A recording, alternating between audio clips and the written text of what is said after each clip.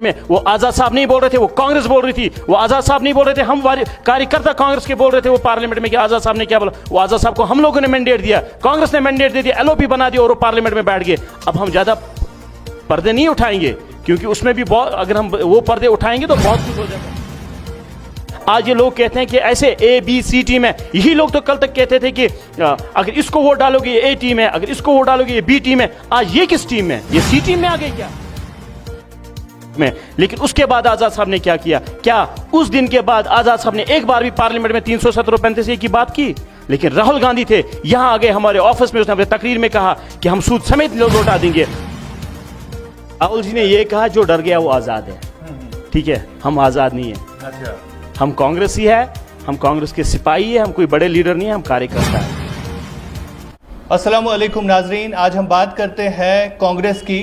जिस तरह रियासत की सियासत से कांग्रेस के लीडरान जो है भाग रहे हैं, गुलाम नबी आज़ाद की रिजिग्नेशन के बाद आप देख रहे होंगे कि किस तरह कांग्रेस के लीडरान जो है इस्तीफा दे रहे हैं। और इसी पर हम बात करेंगे। हमारे साथ मौजूद है इस वक्त मीर इकबाल, जो कि कांग्रेस के सीनियर तरीन लीडर है। इनसे हम बात करेंगे कि क्यों गुलाम नबी आज़ाद के बाद अब कांग्रेस जो है लोगों में वो शऊर पैदा करने में नाकाम होती जा रही है, जो शऊर आज तक लीडरान ने पैदा किया है।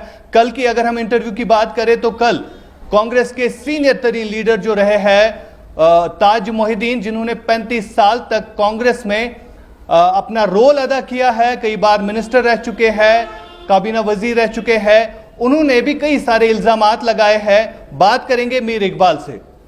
मीर इकबाल इस वक्त हमारे साथ बात करने के लिए मौजूद है। मीर इकबाल साहब, सबसे पहले आपका बहुत शुक्रिया, आपने टाइम दिया। बहुत बड़े इल्जामात लग रहे हैं कांग्रेस पर। यह भी कहा जा रहा है कि रियासत की सियासत में अगर इस वक्त तबाही मची हुई है तो उसकी जिम्मेदार कांग्रेस है। क्या कहना चाहेंगे आप? कांग्रेस जिम्मेदार किस चीज के हैं? जो भी हालात आज कश्मीर में देखने को मिल रहे हैं, चाहे हम 370 की बात करें, 35A की बात करें, कई सारे आपके सीनियर लीडरान जो पार्टी छोड़ के चले गए हैं वो आप पे इल्जाम लगा रहे हैं कि इसकी जिम्मेदार कांग्रेस है। आपको क्या लग रहा है? कांग्रेस जो इक्तिदार में थी वो 2014 तक थी। आप ये खुद अंदाज़ा लगा सकते हो 2014 से पहले क्या सिचुएशन थी जम्मू कश्मीर की और 2014 के बाद क्या है। और लोग जो है वो काफ़ी दाना है, उनको पता है कि 2014 के बाद कौन से मुसीबत लोगों को यहाँ आए और कौन इस चीज़ का जिम्मेदार है जो आज हालात यहाँ पे हैं। आज जो ये चीज़ें यहाँ पे जो कांग्रेस से जो बड़े लीडर आई मीन कि एक दो जैसे कि हमारे आज़ाद साहब निकले या उसके बाद कुछ एक्स MLAs यहाँ से निकले, ये चीज़ इस चीज़ को दर्शाता है जो उनके रिजिग्नेशन है। इस टाइम पे वो लोग रिजिग्नेशन क्यों दे रहे हैं, वो पार्टी से क्यों बाहर निकल रहे हैं। मैं आपको एक क्रोनोलॉजी बताता हूँ। आज़ाद साहब अभी तक ये कह रहा था मुझे जम्मू कश्मीर में आप फुल अथॉरिटी दो, मैं वहाँ पर इलेक्शन लड़ूंगा। कांग्रेस पार्टी ने उसके कहने पर हमारा JKPCC चीफ बनाया। कांग्रेस पार्टी ने उसको कंपेनिंग कमेटी का चेयरमैन बना दिया और वो दैट्स साइनोनिमस टू क्या कहते हैं हम, चीफ मिनिस्टर का। तो अगर आज़ाद साहब की हर एक डिमांड कांग्रेस पार्टी फुलफिल कर रही थी तो आज़ाद साहब को क्या ज़रूरत पड़ी इस वक्त कि आज़ाद साहब ने रिजिग्नेशन दे दिया? ज़रूरत ये पड़ी क्योंकि उसका कहीं जो कंट्रोल, रिमोट कंट्रोल था वो कहीं ना कहीं और किसी और के हाथ में।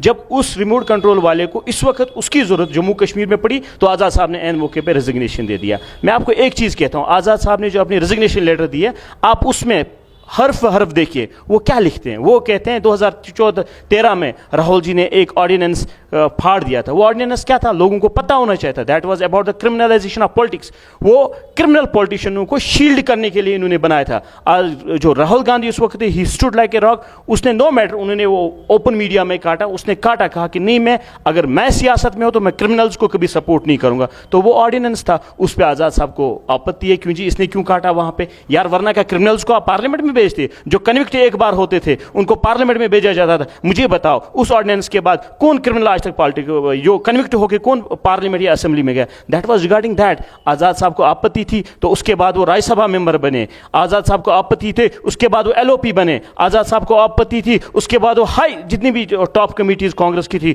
उनमें वो रहे। लेकिन उस वक्त उसको आपत्ति नहीं थी क्योंकि उस वक्त ठीक चल रहा था, जो यहाँ पे एजेंडा चल रहा था कश्मीर वो ठीक चल रहा था। लेकिन जब अब बीजेपी को इलेक्शन करने की बारी आ गई, यहाँ पे बीजेपी ने पहले यहाँ पे ए बी टीम बना दी। उनको लगा कि नहीं भाई ये लोग हमारा वोट डिवाइड खासकर कश्मीर में नहीं कर सकते हैं, तो आज़ाद साहब को उन्होंने इस्तेमाल किया सिर्फ न सिर्फ इसीलिए कि हम सेक्युलर वोट जम्मू कश्मीर में कैसे काटेंगे, हम ये 5-10 सीटें आज़ाद साहब को कैसे देंगे और जम्मू में हम पोलराइज करके यहाँ पे हम सरकार अपनी बनाएंगे। इसके पीछे कोई और इंटेंशन नहीं है बीजेपी का, सिर्फ यही है जम्मू कश्मीर का सेक्युलर वोट काटना, जम्मू कश्मीर का सेक्युलर वोट बीजेपी की जोली में डालना बाय थ्रू आजाद साहब एंड अदर। बिल्कुल मीर इकबाल साहब, आप तक फिर आऊंगा, लेकिन यहां पर बात आती है, आप देखते होंगे कि गुज़िश्ता 1 साल से लगातार ये अफवाहें फैल रही थी कि आजाद साहब जो है कोई नई पार्टी ज्वाइन करने जा रहे हैं, कांग्रेस से इस्तीफा दे रहे हैं, लेकिन आजाद साहब के बगैर कई और सीनियर लीडरान जो आपके साथ जुड़े हैं, कम से कम 40-50 सालों से आपके साथ मुंसलिक रहे हैं।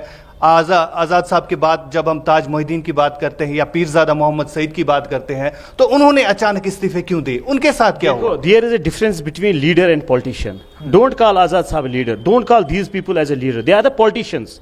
Politicians always create followers, these people are the followers, they are not the leaders.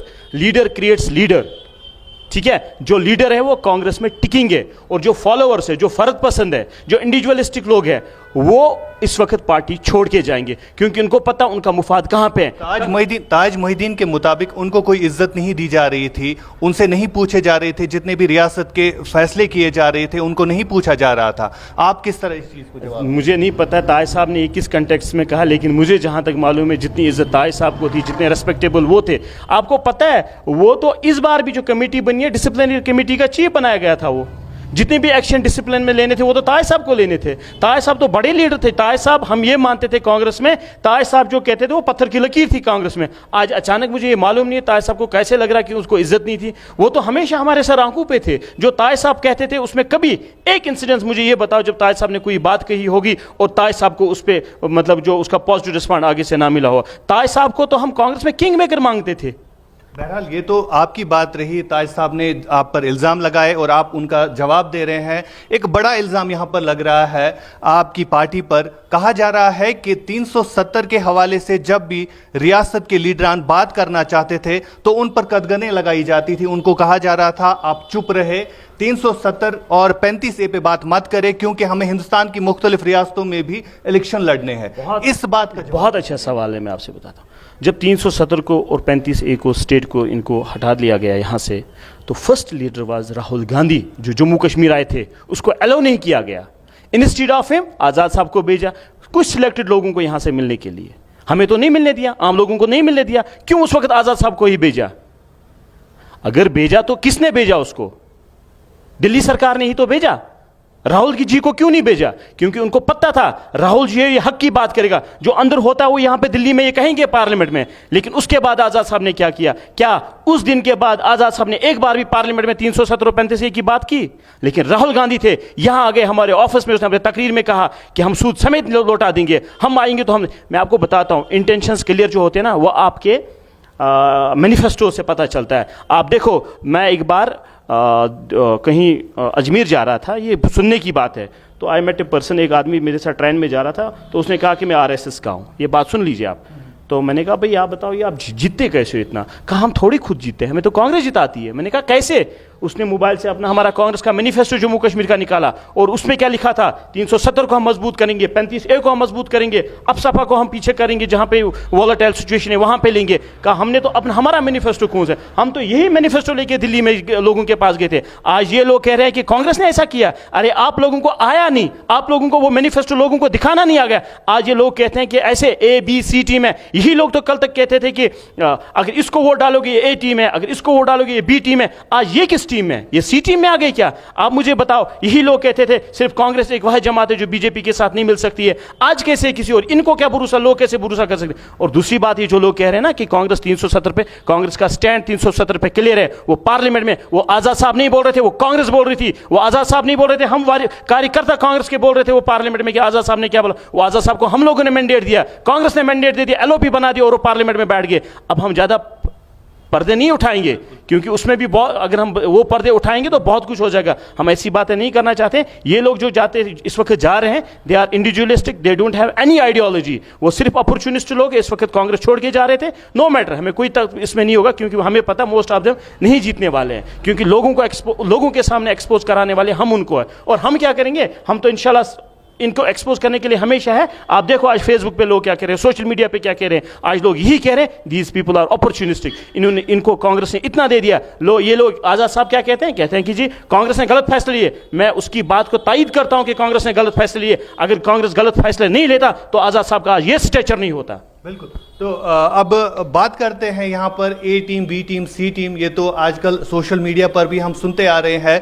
लेकिन अब मीर इकबाल साहब, आपसे आखिर पर यह जानना चाहूंगा, अब शायद रियासत में इलेक्शन होने वाले हैं, इस साल होंगे या अगले साल होंगे। क्या लग रहा है आपको, ये जितनी भी टीमें बनी है किस पार्टी को फायदा देने जा रहे हैं?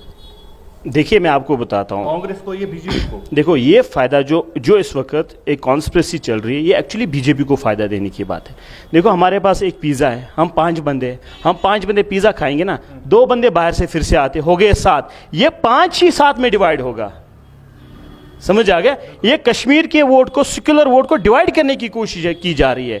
आपने देखा होगा बिहार में क्या स्पॉइलर रोल असदुद्दीन ओवैसी ने खेला, यूपी में क्या स्पॉइलर रोल उसने असदुद्दीन ओवैसी ने किया। तो आज ये आज़ाद साहब की शक्ल में, इस पार्टी की जो भी शक्ल होगी इस पार्टी की, उस शक्ल में ये दूसरा असदुद्दीन ओवैसी होगा। आपको लग रहा है ये कॉन्स्पिरेसी? मुझे क्या लग रहा है, मुझे बताना एक रीजन कि आज़ाद साहब को रेजिग्नेशन देना था इस वक्त। जो वो बातें करती थी कांग्रेस पार्टी उसको मानती, हालांकि हम हमेशा अपोज करते थे कि नहीं जी आपने किसी को वेटो दिया, लेकिन कांग्रेस पार्टी हमेशा इसका मानती थी, हमेशा इसके कहने पे चलती थी। वरना तो कोई चांस ही नहीं था अभी हमारे यहाँ पे जम्मू कश्मीर में रिशफल करने का। इसी ने कहा 3 नाम दे दिए जी, ये करो वो करो। जब कांग्रेस ने वकार साहब के नाम पे मोहर लगा दी, कहा नहीं अब ये वकार मुझे एक्सेप्ट नहीं है, अब मुझे जरूरी चाहे।